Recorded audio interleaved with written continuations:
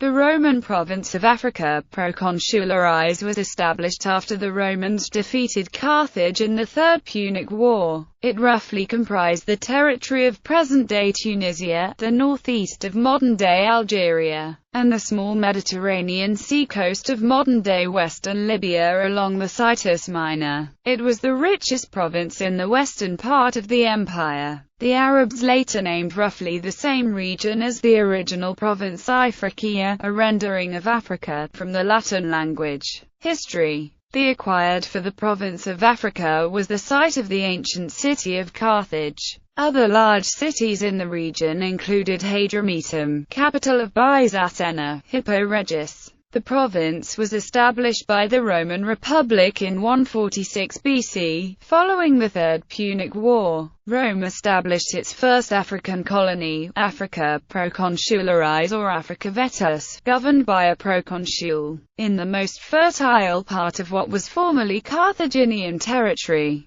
Utica was formed as the administrative capital. The remaining territory was left in the domain of the Numidian client King Massinissa. At this time, the Roman policy in Africa was simply to prevent another great power from rising on the far side of Sicily. In 118 BC, the Numidian prince Jugurtha attempted to reunify the smaller kingdoms. However, upon his death, much of Jugurtha's territory was placed in the control of the Mauritanian client King Bocchus, and, by that time, the Romanization of Africa was firmly rooted. In 27 BC, when the Republic had transformed into an empire, the province of Africa began its imperial occupation under Roman rule. Several political and provincial reforms were implemented by Augustus and later by Caligula, but Claudius finalized the territorial divisions into official Roman provinces.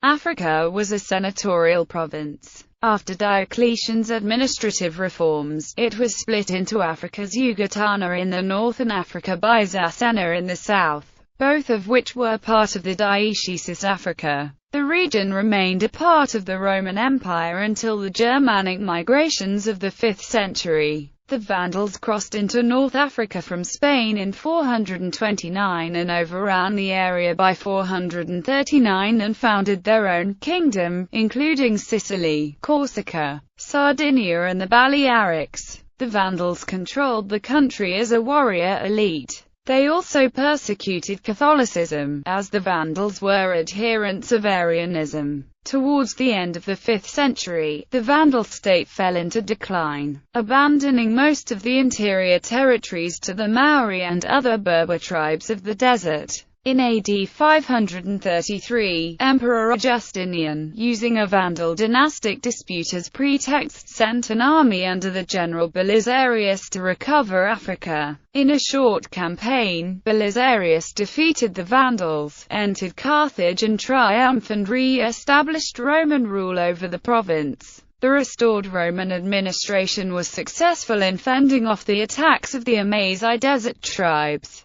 and by means of an extensive fortification network managed to extend its rule once again to the interior. The North African provinces, together with the Roman possessions in Spain, were grouped into the Exarchate of Africa by Emperor Maurice. The Exarchate prospered, and from it resulted the overthrow of the Emperor Phocas by Heraclius in 610. Heraclius briefly considered moving the imperial capital from Constantinople to Carthage. After 640, the Exarchate managed to stave off the Muslim conquest, but in 698, a Muslim army from Egypt sacked Carthage and conquered the Exarchate, ending Roman and Christian rule in North Africa. Timetable legend. Roman control. Roman Africans. The African province was amongst the wealthiest regions in the empire, and as a consequence people from all over the empire migrated into the Roman Africa province. Most importantly, veterans in early retirement who settled in Africa on farming plots promised for their military service.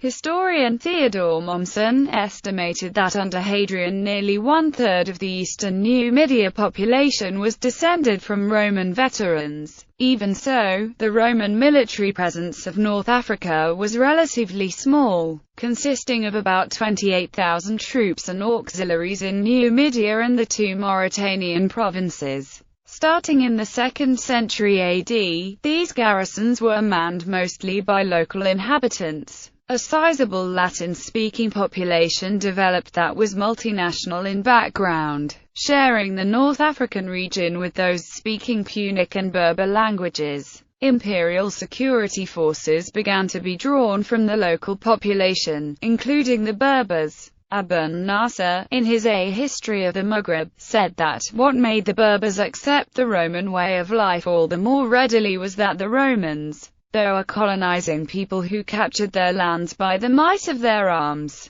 did not display any racial exclusiveness and were remarkably tolerant of Berber religious cults, be they indigenous or borrowed from the Carthaginians. However, the Roman territory in Africa was unevenly penetrated by Roman culture. Pockets of non-Romanized Berbers continued to exist throughout the Roman period, even in such areas as eastern Tunisia and Numidia. By the end of the Western Roman Empire, nearly all of the Maghreb was fully Romanized. According to Mommsen in his The Provinces of the Roman Empire, and the Roman Africans enjoyed a high level of prosperity. This prosperity touched partially even the populations living outside the Roman limes, who were reached with Roman expeditions to sub-Saharan Africa. The willing acceptance of Roman citizenship by members of the ruling class in African cities produced such Roman Africans as the comic poet Terence, the rhetorician Fronter of Cirta, the jurist Salvius Julianus of Hadrumetum, the novelist Apuleius of Madras,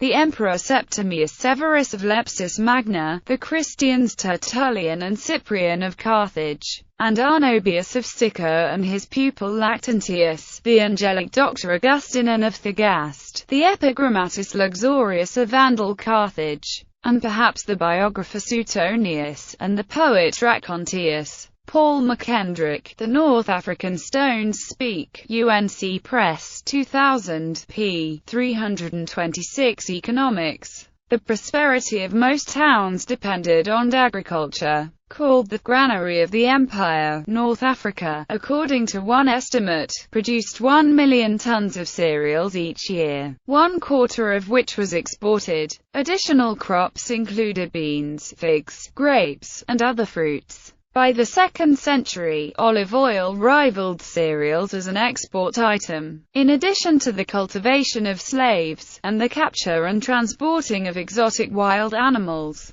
the principal production and exports included the textiles, marble, wine, timber, livestock, pottery such as African red slip, and wool. The incorporation of colonial cities into the Roman Empire brought an unparalleled degree of urbanization to vast areas of territory, particularly in North Africa. This level of rapid urbanization had a structural impact on the town economy, and artisan production in Roman cities became closely tied to the agrarian spheres of production. As Rome's population grew, so did her demand for North African produce. This flourishing trade allowed the North African provinces to increase artisan production in rapidly developing cities, making them highly organized urban centers. Many Roman cities shared both consumer and producer model city aspects, as artisanal activity was directly related to the economic role cities played in long-distance trade networks.